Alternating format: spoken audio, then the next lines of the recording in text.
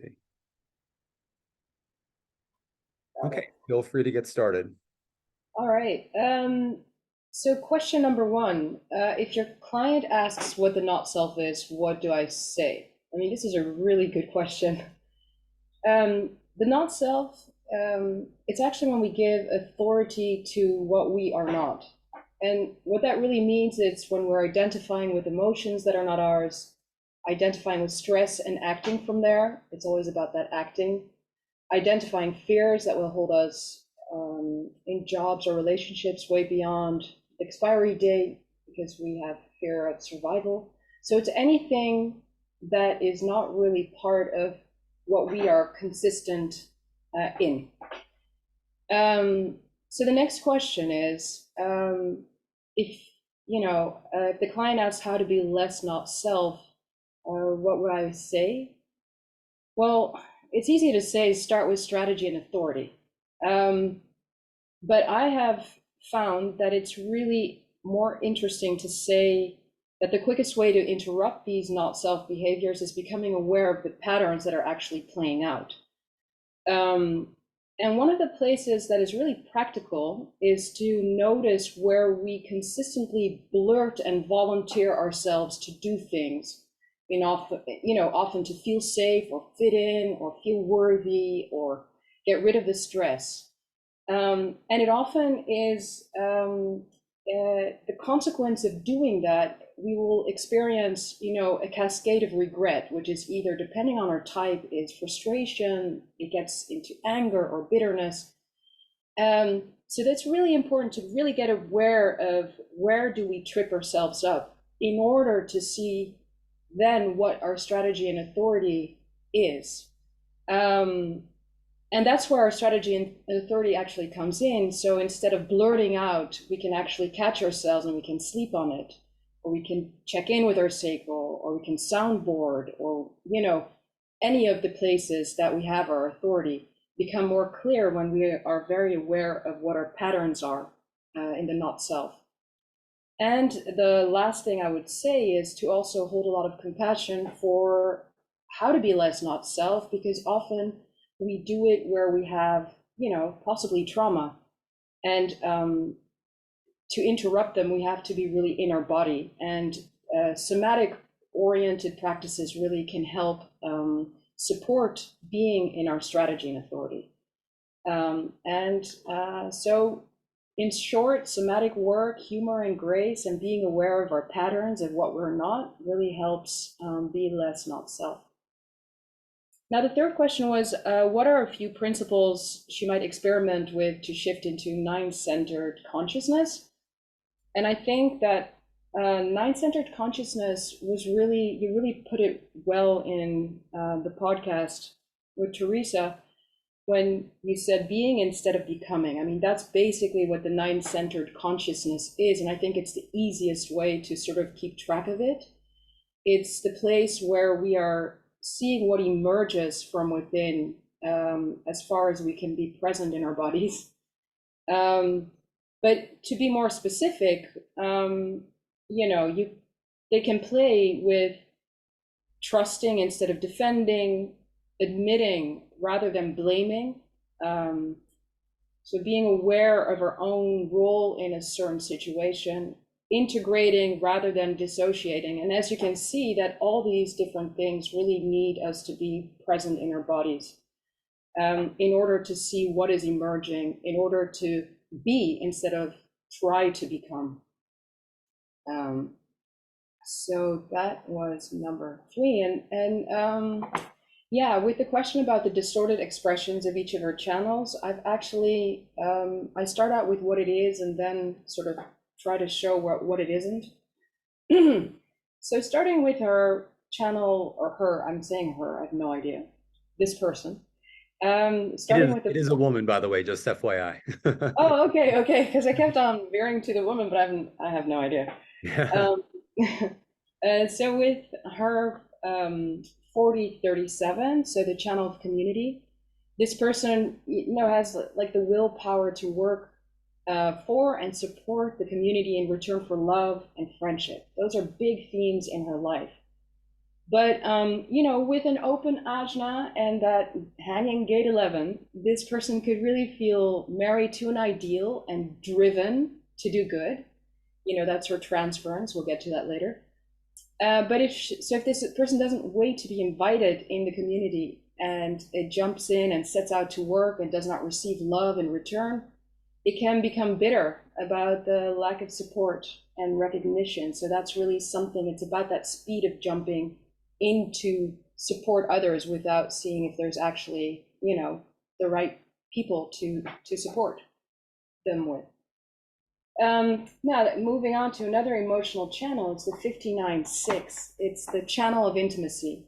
And this channel really has a gift for establishing emotional connection with others. They can really break down barriers and allow people to feel intimate with them. But again, here, the key thing is rhythm and pacing and seeing if there's emotional clarity to navigate, you know, to see if they have emotional clarity to actually jump into a relationship or into a working creative project. And they often, sorry, I had a blip in my brain, but they can often impulsively jump into the wrong relationship or collaboration in pursuit of a purpose and to feel safe. And the reason that there is such a strong, you know, impulse to actually jump into things is because, you know, it also has to do with this open spoon. It also has to do with this open route. That kind of compounds this pressure of just kind of not waiting for clarity, but just, you know, leaping into something spontaneously. And then, yeah, probably, you know, feeling the brunt of that. And it might cause frustration, you know, if time and again you walk, you know, you ram your head against the wall. With the channel of charisma, the 3420, I love this channel. It's really where, you know, awareness become deeds or thoughts quickly become action. And it's somebody with the power to act in the moment at lightning speed. As you often say, James, it's like being pulled off your chair and you're already standing by the door before you know it. And like a lot of the rest in this chart, there's a lot of, you know, there's a lot of speed. There's a lot of drive to make impulsive, quick decisions. And so if this person, so there's a lot of potential for, you know, quick action. And if this person doesn't wait for their sacral response and their emotional wave and act before they have clarity, they can, you know, there's going to be frustration about putting their energy into things that lack satisfaction, that, yeah. And it's also to be noted that without the 57, with the gate 57, they might, you know, really benefit from having someone else sometimes kind of help them with guiding their busyness. You know, they could be blind to, you know, all the action that they are, you know, having. And it would be great if they would have somebody with gate 57 in their orbit, or even, gate 57. So there's that thing. There's speed. There's a big tendency in this chart for speed. And from that speed does not come satisfaction necessarily. Moving on to another emotional gate is the 1222, the channel of openness, a design of a social being. They really have the potential to express their emotions in a social and impactful way, which possibly could be mutative. By empowering themselves, by speaking out, they could be mutative for others. And the big thing is that if they're not in the mood to be social, they can speak without caution, or they could agree to do something without wanting, out of, you know, the hanging gate 11 here, out of idealism, or, you know, the open spleen again with wanting to be safe. And they can be incredibly ungracious and be, you know, impactful with their anger that might result from that. And they might actually, instead of causing grace, they might cause resistance. So being in the mood is I've seen it many times, is key. So this person has a lot of, defined channels. The other one is the 3410. This is the channel of exploration. It's the power to stay true to one's convictions no matter what. And when they do, they can go into their unique direction, and they can empower others by being themselves. And the interesting thing is that when they do not respond to what they love and what they have a conviction for, but they act from this drive to be, be idealistic, or, here you have also the gate 28 that is kind of under pressure here. They might be acting from the drive to have purpose or the need to correct even. They actually will feel frustrated, and they will not empower others, but they might again create resistance. So it's all, the whole time it is like, where is, where is it coming from, their action? Is it coming from the sacral and getting the clarity, or is it coming from, I must be fast and spontaneous and have an ideal that I need to play out? And then moving on, gate channel, the channel of inspiration, the 1-8. It's the design of the creative role model. These people have a really unique sense of self. This is a creative person that can empower others by just simply being themselves or expressing themselves. And they, they often make a creative contribution that might even take people in a different direction. And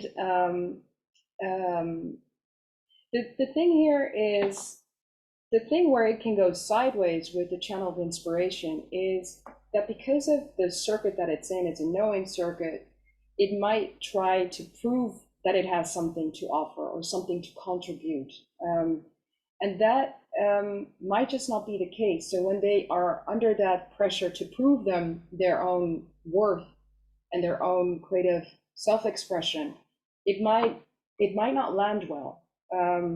Or they might offer their creative expression without seeing if it can be, if it can be recognized at all. And that too, people might not be waiting for it. And the thing about this channel is that people, they take things very personally, when it doesn't land, because they're really expressing it from their identity, everything that's coming out. And I have it myself, and I really know this to be, I really recognize this, that it's better to, wait until the time is right, until people are actually knocking on your door. Then the number 5, so those were the channels. Question number 5, what are the psychological implications of any missing circuitry? Well, the thing is, they have no collective circuitry. There's no understanding and no sensing channels at all in their body graph. And so, it expresses in different ways. I mean, they might have problems with sharing their insights. There might also be, even though they have tribal channels, it's also very individual, this person, and they might have some issues with conforming in a group. Without logical understanding, they could either attempt, not logical understanding, that's without any logical channels, they could seek to attempt to be very logical, or they could be have this trip around ensuring their survival, which is compounded by their open spleen. And without any abstract circuitry, they might, which is really about experience and making meaning, they could feel that their life lacks meaning, or they could really, be on endless trips to seek meaning, and, have all these expectations, and it might just not be the right kind of experiences that they land themselves in from not having this circuitry at all. So the next question, number 6, what tensions, conflicts exist between her circuits and channels? Well, the conflict here is between the tribal and the individual channel. And the biggest question is, can I be myself within the tribe? And can I be selfish while still belonging to the tribe? These are really big themes. And, you know, I think, I read in my notes, they kind of need a community where they can be recognized for their uniqueness. That is the utopia for this kind of person. But if I would talk to the client, I would really talk about them starting to embrace their uniqueness. So their individual channels, daring to show up as themselves, as, the creative role model and all the different ones that they have. And then slowly but surely also seeing if their tribe will accept them.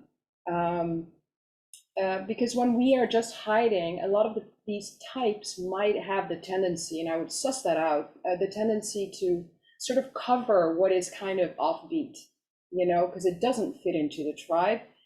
And it might require small steps, I mean, I'm already taking a next step, but they have a prime journey. And so it really will be, that compounds this difficulty of being uniquely themselves within a tribe, because they're all focused on what's going out there, what's going on out there, will it be accepted? That's one of those, challenges, possibly. Okay, what is motivation? This is an amazing question, and I look, because it's a hard one. It's hard. So what I would say is that motivation is the filter and flavor you naturally bring to what you do and how you share things with others. And it's often revealed through spontaneous expression instead of, the premeditated thought. And the way to track it is often after the fact. It's sort of like when you're sailing and you look at the wake of your boat and you see what the trail was, you can kind of see what kind of quality it had. So as in this case, as a manifesting generator with innocence motivation, her innocence will reveal itself when she responds to what she loves to do, and do that, not by trying to be innocent. And what is transference? Transference is the distorted version of your motivation. So it's when you are letting your mind take control and you're trying to be something instead of being it, just like what I was saying earlier. And we all have, or we actually slide off into transference to, not making a lot of sense, but anyway, it's the distorted version of your motivation, and you transfer to its opposite, is probably how I would put it. You slide, I keep on seeing it as sort of sliding. You slide away from your nature into what you're actually not. It's so how does that actually look in her case? So with innocence motivation, it's a person who is doing what they love without expectation or agenda, just being, not trying to get anywhere. And it's a person who's actually really modeling what it's like to be. And the transference to that is complete opposite. It's desire motivation. So this person would get lost in trying to achieve success. This person might try to think they need to become the best. Someone who tries to motivate others, tries to lead, tries to get power. This person could get really competitive and try to be powerful. But in my experience, the way I've also seen it is someone who is in their head and they're like hyper aroused or anxious about trying to be good or competitive or maybe powerful even. But in that trying, and that anxiousness, they lose their innocence. There's like a tenseness about it. And it really takes them out of their natural, life force. It just, yeah. So on to number 10, what's the view? God, it's so funny. Yeah, you want to think of it as what you're wired to filter for as you look out into the world, right? I think of it as the glasses that we're looking through. When you're looking out at the world, you will see it filtered through your view or your distraction. So once again, just like with motivation and transference, here you have view and distraction. And it influences, so view influences what we see and the conclusions we draw, often without us realizing it. It's what frames our thinking. And distraction is, once again, the opposite of our view. It's I keep on thinking of the sliding metaphor. I keep on thinking that that's a really logical thing, but you just slide to the other end.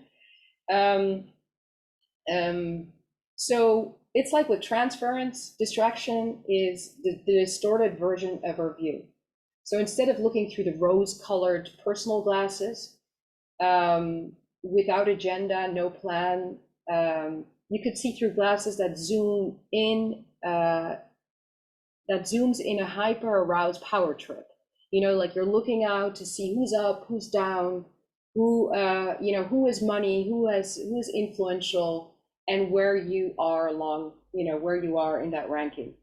And so those are two different, colored shades, so to speak. So what's her specific view in distraction? I kind of covered it. So she has personal view. This is really about having a detached view, a reprieve from having power dynamics, touching others by innocently being themselves. You come from your experience, really. You're a detached watcher, an objective, sort of objective in that way. And power view, you see power dynamics at play and feel the need to be competitive. It's not about being. This is driven to be better, achieve goals, lead others. 13, synthesize her motivation and view into one or two sentences. So she has innocence, motivation, and personal view. So you could say, this is a person that would say, I'm here to love what I do and model to others what it's like to be myself. Or I connect others to what they love by innocently being myself. You could also say, I'm here to become a detached role model who touches others with my objectivity and lack of agenda. And then 14, synthesize or transference and distraction. So you could say in the transference, I'm preoccupied with becoming the best in order to feel powerful. I'm driven to accrue material means in order to climb the hierarchy. I'm ambitious to fulfill my personal goals in order to climb the hierarchy I see and feel powerful. Climb the hierarchy I see and feel powerful. I'm driven to lead others in order to gain power for myself. So that's a whole different situation there. 15, what kind of issues does she have first and foremost? Prime or epsilon? So this person has a prime issue. She has the open ajna the open spleen in the hierarchy and the open ajna. These are in the hierarchy of things are the most dominant, or they rank, whatever. They're at the top. And so this is somebody with two awareness centers that are undefined, and it's really probably will be preoccupied by social conditioning. They can get lost in what they see other people do and think. And the questions they might grapple with is it safe to be myself in the world? And is the world safe? Where am I going? Am I doing the right thing? Am I finding my way? And to fit in, they might hold on to what's not good for them, or they might pretend to be mentally certain. So once again, that was the spleen and the ajna that I was keynoting. And with an open spleen, they may experience the world as dangerous on an existential level. And so this person will be prone to avoid confrontation and truth to feel safe. They will hold on to who and what offers a sense of security, like people and jobs, for too long. And with the open ajna, they may pretend to be mentally certain. And in this case, it might express as being idealistic, and kind of rigid, maybe dogmatic even, in order to feel safe, because you can hold on to it and you don't need to re-question it. You can just kind of like hunker down and do that. And this person's deconditioning process is really about learning how to be themselves with others. The advice The advice would be, the big trip here is to want to compromise your truth with others, either by trying to be mentally really certain or to try to keep a relationship or a job, even though just out of sort of fear of not being safe. It could be like you might not express your truth from that place. And it really boils down to having the capacity to identify the existential and mental fears, not identifying with them, and being grounded in yourself. And, when overwhelmed, kind of trying to, find ways to either leave the room and anchor yourself again. It's just everything is about being in the body in order to kind of keep the contact with how you're actually feeling about things instead of, compromising them when you're with others, because you're flooded with these existential fears. So how does this person defend herself?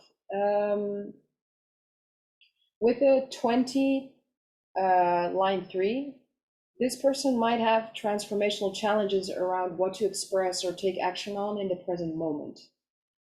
And in this case, it can show up as extreme self-consciousness that, I wrote down that stops her development, but it's sort of this extreme self-consciousness, I think, plays out in many different ways. It will stop her from expressing, it will stop this person maybe from acting, from taking decisions. And when overwhelmed, because it's a line 3, the real texture of her defense will be, there will be pride and shame.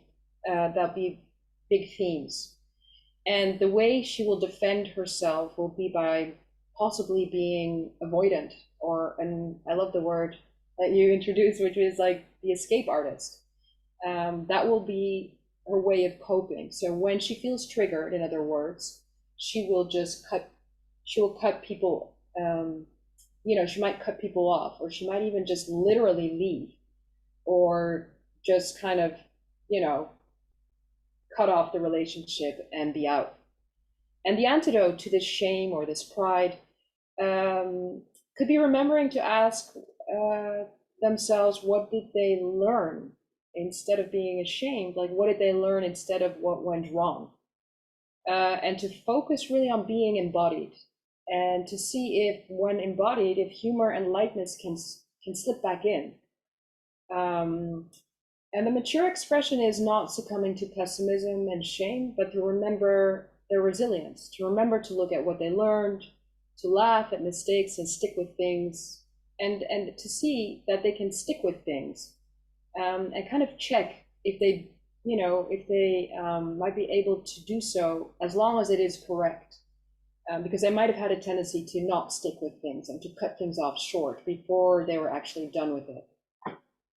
17, what are the shadows and challenges and coping strategies of their profile? And see if you can weave the themes from the motivation and view. Here,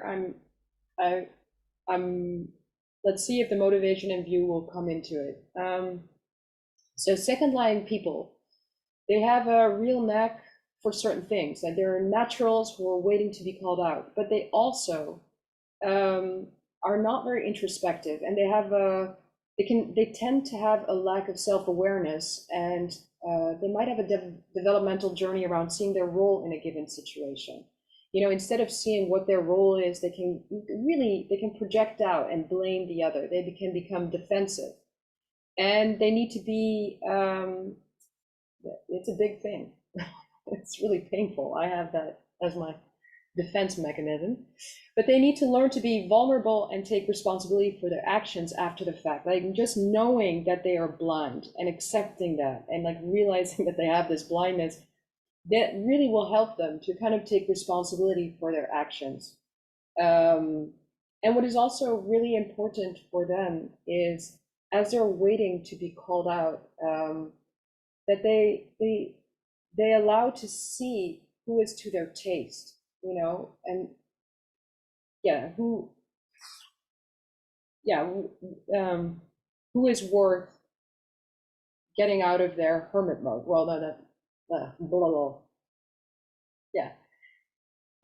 It ties very much into their subconscious 4.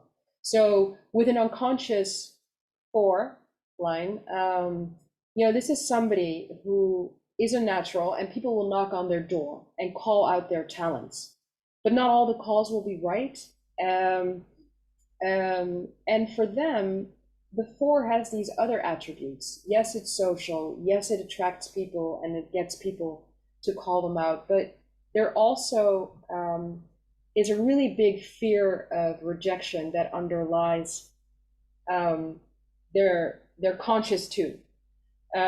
People with a 4th line, they'll try to hold on to people out of fear of rejection, people that are not right for them anymore.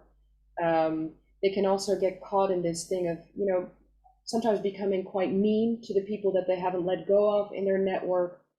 And the biggest thing I would say is that for this person, not only is it important to see where they're blind about their own role in things and not being defensive, but they also might also pretend things are okay and not say how they're feeling. And this will actually making contact and feeling what they're daring to express what they feel to other people will actually be a real help them in their developmental journey of becoming a lot more grounded. Yeah, I'm not sure. So if they're vulnerable about what they feel and just flow with their natural talent, they will, attract interesting opportunities. And yeah, I didn't really weave in the motivation and view, but I was just thinking about that. Yeah, it's, I'm going to skip this one. I look forward to hearing your notes on it. Yeah. Okay, 18. How does stress show up in her body? So with the 22-3 in her Venus, this is all about the gut and the heart. And again, I covered this before, but with a 3rd line, like the most important thing is to really get into the body. And it's really about reduce, like embodied awareness is really what gets the, which is key. And also laughter. I mean, yeah. Laughter is anyway the best thing for any time, any line. 19, what kind of trouble could the personality Neptune be getting her into? And what's the best advice for dealing with Neptune on the personality side? So let me just check that I did that right. So here we're talking about the 38. No, the Neptune is being covered, right? Yeah, I always forget. 38-3. Yeah, all right. Sorry, there's like a little thing in front of it. So the 38-3, this person could have an obsession about what to fight for and what risks to take. Or they might not know how much they're actually fighting and how adversarial they can be. They also might not see what risks are healthy or worth taking. They can take unhealthy risks for the sake of meaning. Sorry, I'm not pointing to anything. And, what makes life meaningful is really, they might not know. So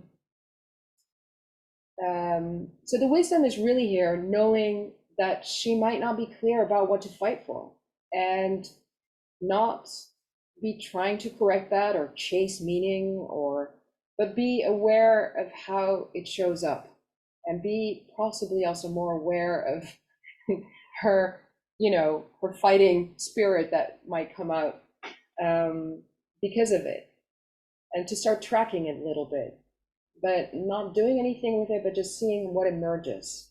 Be aware of that pattern will also be really helpful.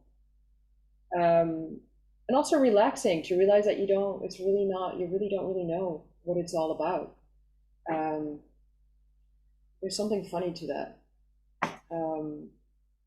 Then keynote the bridging gates and or undefined centers in order of importance by including the not self gates with personal harmonic influencer and the rest of that. So we start with a spleen because that is the most important. So this person has a completely open spleen, so they may not grasp what to fear. It may be expressed as they may express it as taking big risks or being filled with fear.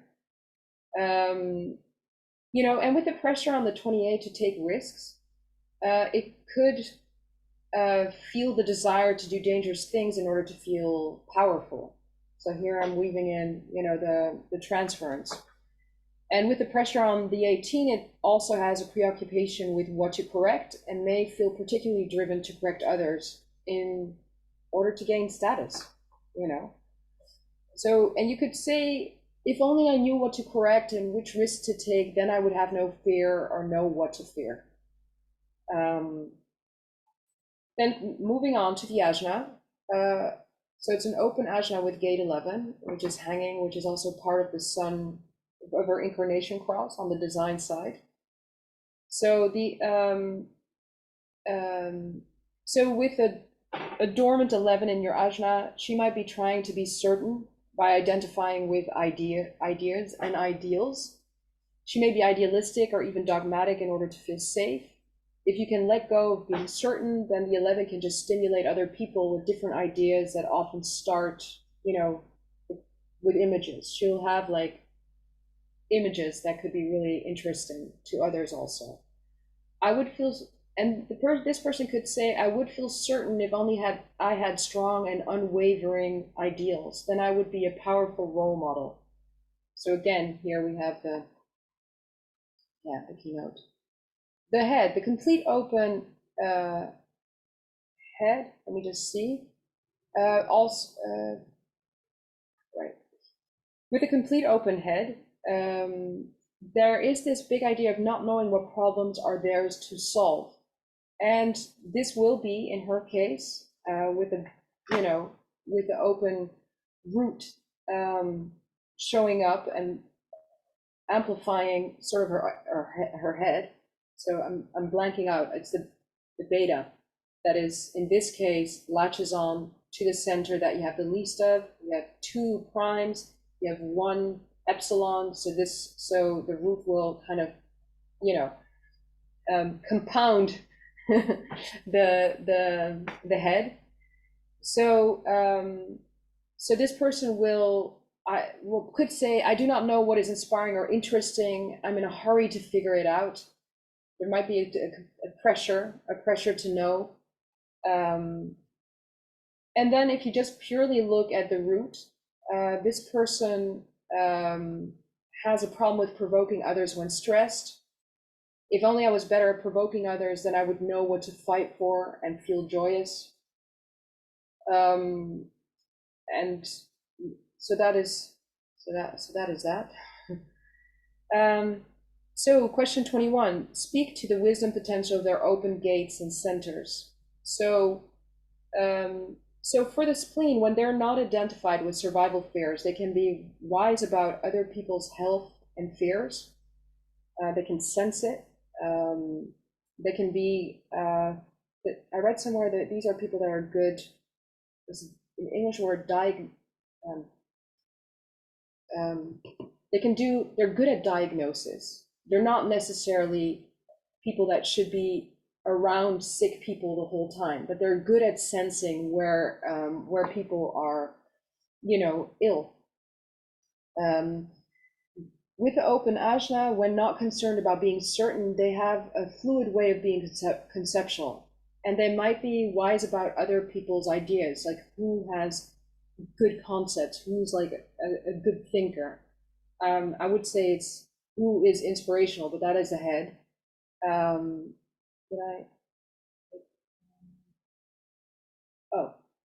Then again, what I just said about the ajna. So for the head, somebody with a complete open head, if they're not worried about or in a hurry about what is inspiring, then they actually will be super wise about who is inspiring.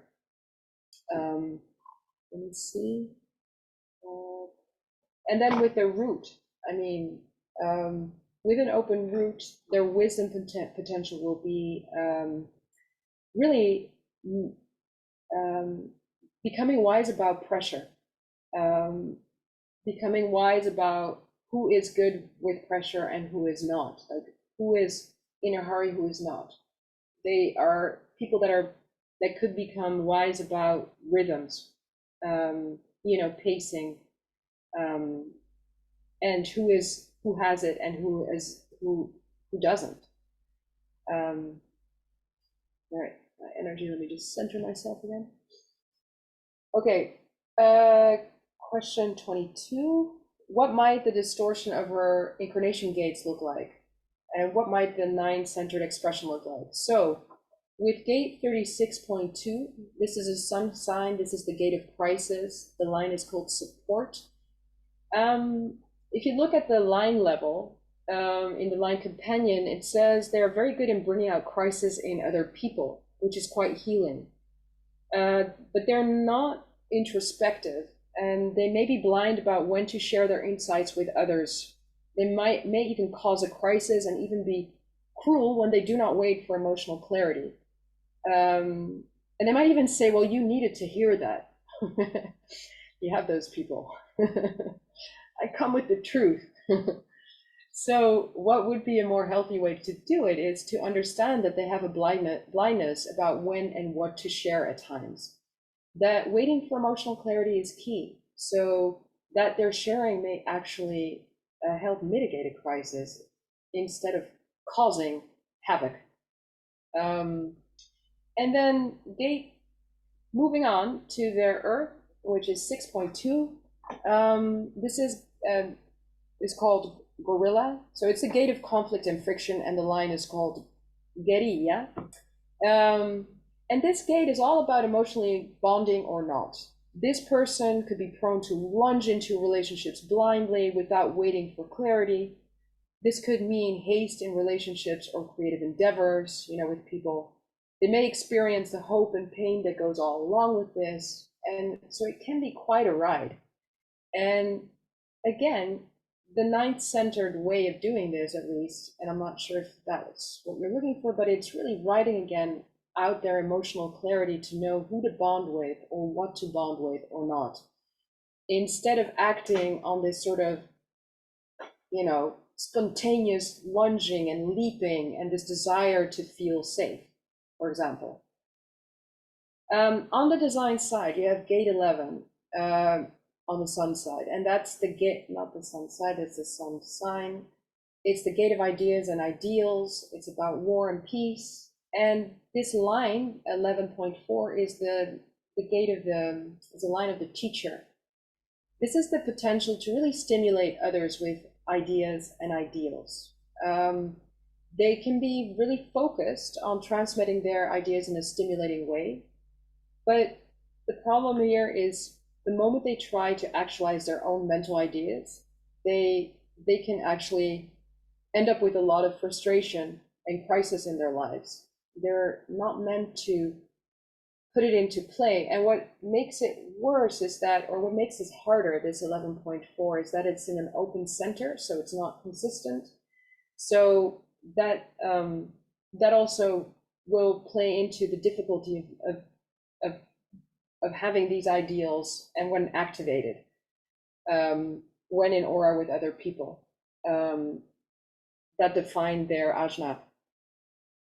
So the way I see it is this person potentially could be, this activist running endlessly busy in all directions for every cause without waiting for clarity, because once again, everything in this body graph is very much about hurrying, about being spontaneous, while they're potentially pulling them into different directions, while in fact, that is not what they're about. They're about waiting for clarity and giving themselves the time not to get pulled into all these different directions. And once again, gate 11 is more for others than for themselves. Now, the gate 12, which is their earth sign on the design side, is the gate of standstill, the gate of caution. Well, this gate has the potential to suss out if they can get their message across. It's like the gate of restraint, of when to speak and not. It's to know exactly when the mood is right. There's like, these are the people that could suss out when the mood is right, and to know when they have the capacity to explain themselves and be mutative. Because once again, this is a 12.4, and the 4 is somebody who is aware of who is on the other side and is looking to externalize themselves. And the key word is knowing how to be restrained until this person is in the mood. And it's to know I'm not in a hurry, I'll wait until I'm in the mood, so that they can actually be heard. And because if they act without restraint, they will not be heard, they will not be mutative, and it will not be, it will cause havoc in, it will actually cause havoc. Yeah.